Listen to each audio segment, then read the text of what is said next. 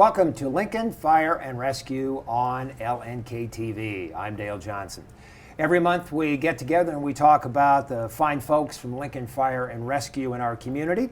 As a reminder that we as citizens of Lincoln, Nebraska are very fortunate to have a dedicated, highly skilled team of professional women and men that are capable of handling all the emergency needs of a very growing city. And most of the time, admittedly, the topics that we bring up can be pretty heavy stuff, things like heart attacks and fatal fires and technical rescues, and those certainly are conversation worthy, and we'll get to those in the months to come. But today on the show, we talk about a less tense side of Lincoln Fire and Rescue, and that is public education. And on that subject, Battalion Chief Bob Watton joins me, along with firefighter Brady Studniczka. We talk about everything from fire station tours to rigs, things that kids, adults who are kids at heart, will enjoy today. So, Chief, thank you very much. Battalion Chief Watton and firefighter Studniczka, thank you very much for coming in. You're Good welcome. to have you both. Thanks Bob for having and us. Brady. Fire station tours, as I said, kids and adults that are kids at heart just love to go into your world. Yeah. So let's talk about that first of all. When is a group welcome? Is it a seasonal type of invitation? And let's talk about the size of groups that are welcome at a fire station. Mm-hmm. Sure. So it's not seasonal whatsoever. Fire station tours are welcome any time of the year. Due to COVID the last 2 years, we really haven't been able to have a whole lot of tours. Given the circumstances, last couple of months, our fire stations are now back open to the public, so we're happy to have people back into our home. And it's great for the community.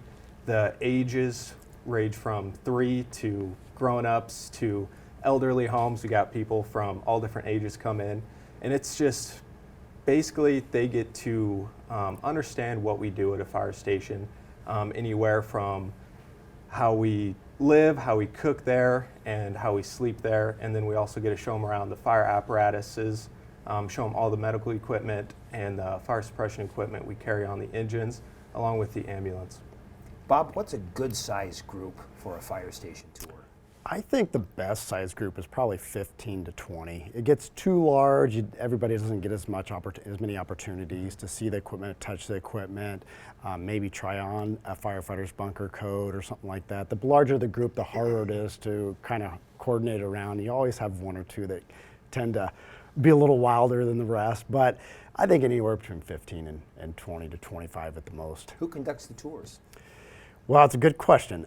Generally, it's the youngest firefighter. However, we feel like the senior firefighters have a lot to give because a lot of times it's not just for the kids. We're really educating the adults too on what we do and why we do it, because I think the fire service is probably one of the most misunderstood government agencies there is. Why does the fire department do this? And, does the city pay for this? Do they pay for your food? Just some different questions like that. So it's our opportunity not only to educate the kids and maybe help save them from a bad situation, but also educate the adults on what the fire department does and why they do it. Take us through a tour, Brady. Yeah, so generally we welcome the tour in the apparatus bay. First thing we go over is the high possibility of us getting a call during the tour. We don't go out of service when we give these tours. Our number one reason for being at work is responding to emergencies. So that is our main priority even when a tour is proctored. So it's important for the people to know that if we get a call, we're going to have to go out the door and probably reschedule it at a later date. But throughout the tour, we'll start in the apparatus bay. We'll show them our engine again and our medic unit. We'll take them through the kitchen, and then generally that's when the parents start asking a lot of questions. I feel like parents and caretakers ask just as many questions as the kids during these tours, because oftentimes it's their first time being in a fire station as well, and they didn't realize we work 24 hours.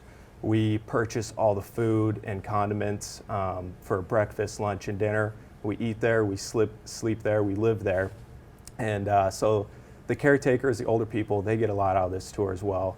Once we go to the kitchen, we show them our sleeping quarters. The kids get to see our beds, our rooms, and then we go over the dispatching system, and oftentimes we'll be able to have a simulated call which comes out overhead, so the children and the parents and the caretakers can hear what it's like when a call comes in. I love the questions of kids because it's nonsensical.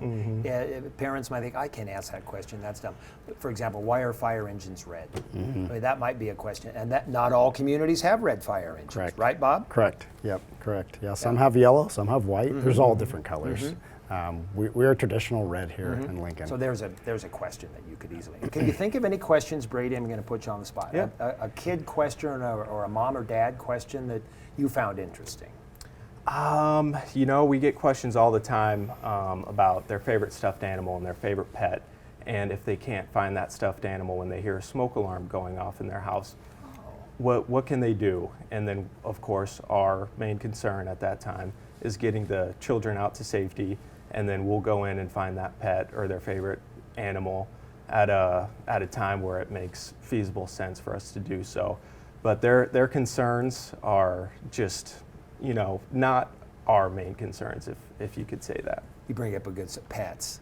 I'll bet kids and parents both ask about pets. And there have been occasions, Bob, you've been with LFR long enough to know that firefighters take pride in being able to rescue and save pets. Yes, yeah, they're family members, and we have dogs ourselves, so they're very important to us.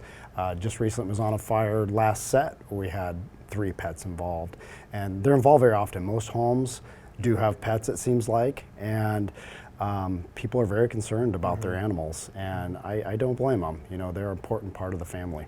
How long does a tour last? Generally 45 minutes to an hour. If it's anything longer than that, we have to get approval from the fire chief. But those special considerations are definitely made. How long ahead of time is advantageous to schedule a tour?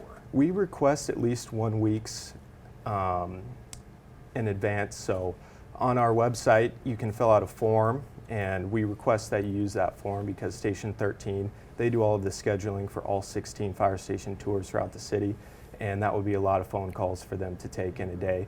So it's super easy. If you go on our website, you can find the link that says schedule a station tour. It has all the information we'll provide you with today. And I believe on that website it says 1 week in advance. Okay.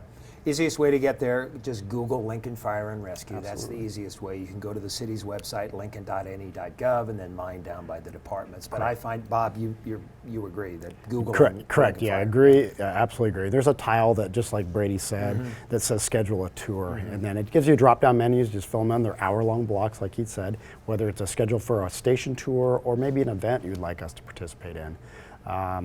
We don't participate in events that are pushing like a business to help make money. If it's nonprofit or for good cause, we absolutely would like to be involved.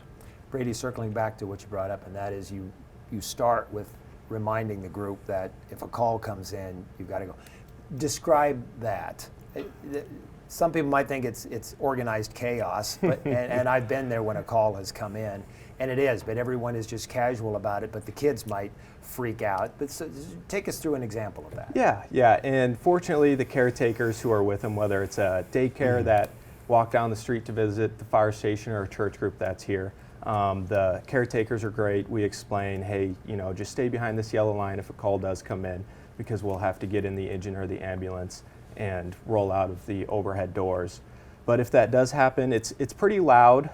We call them the tones when a call comes in. The tones go off, and we give the kids a heads up that if they hear that, nothing is wrong. It's just a call for us to go help somebody out on the streets. Probably for a kid, getting into a fire engine is a thrill. My granddaughters went to a station, took pictures, talked about it for years afterwards. So let's talk about rig demos. What's involved in a rig demo? Yeah, so rig demos will actually come out to your school, your church, your community group, whatever it may be, and we usually proctor this in a wide open parking lot, so we have plenty of room, not on a main street for safety reasons. But we'll come out there, depending on the season and the weather, because this does take place outside, and we'll go through all the tools, all the medical equipment, and all the fun stuff we have on either a fire engine or a fire truck. The kids love it. They get to get their hands on the tools and some of the equipment that we use. We get to pull out the PET oxygen masks. which is something very cool that we carry. If a pet inhales smoke, well, we actually have special mask for your cat or your dog, and that gives the kids a lot of comfort. And then along with that, we get to set them in the engine, put the headset on, take a look at the inside of the cab, and then generally we finish it off with a hat, coat, and boot demo. At this time, the kids are generally a little bit more warmed up to us. They're asking tons of questions. They're happy. And hat, coat, and boot, it's a pretty big deal for kids because, especially kids around the age of 3, when we're in our personal protective equipment, we kind of look like astronauts or maybe a scary monster in a movie they've watched. So studies have shown that kids aren't exactly too keen to running towards a firefighter in their personal protective equipment. So we put this on very slowly. We're sure to explain what we're doing, why we're wearing this, and then we finish off putting the face piece on in our air tank, and let kids come up, they'll touch our gloves, they'll be able to feel our helmet and our mask, and just to let them know, hey, if we have to come and rescue you, don't run away, don't hide in your hamper, don't hide in your bed. We're here to help you. Come towards us, not away from us, because generally they'll see us before we see them, and we want to get them out as quickly as possible. What is a classroom show and tell?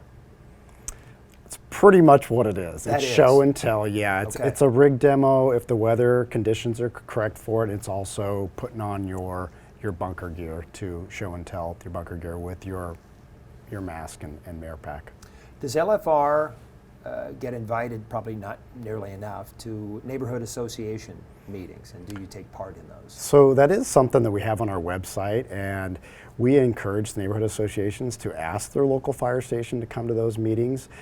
It's mainly, one is to network with one another and get to know the people in the community, and also to help educate them on the fire service and what we do, and if there's other things we can do to help them, such as maybe there's some elderly folks that can't afford smoke detectors that we could help them out with, or whatever the fire department provides, the services we provide. So it's a good opportunity. So yeah, we actually encourage it. Same way, Lincoln Fire and Rescue, Google, and you'll find it on our website. Here's where you need to go. Just Google Lincoln Fire and Rescue. You'll see schedule a tour.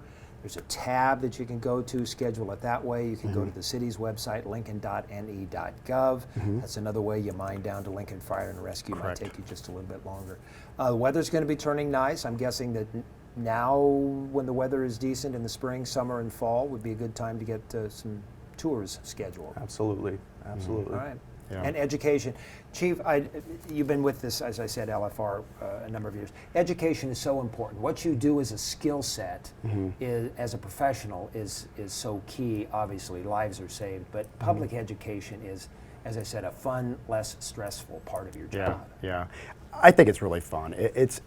We need to have a passion about it, and we do have a passion about it, because it's important, like I was talking about earlier, to educate the kids, but also we're educating the parents too. You'd be surprised at some of the questions the parents ask, and they haven't been through this before. So even if we touch 1 or 2 lives a year, and we do public education to 20 or 30,000 folks, if we help 1 or 2 people, we're successful.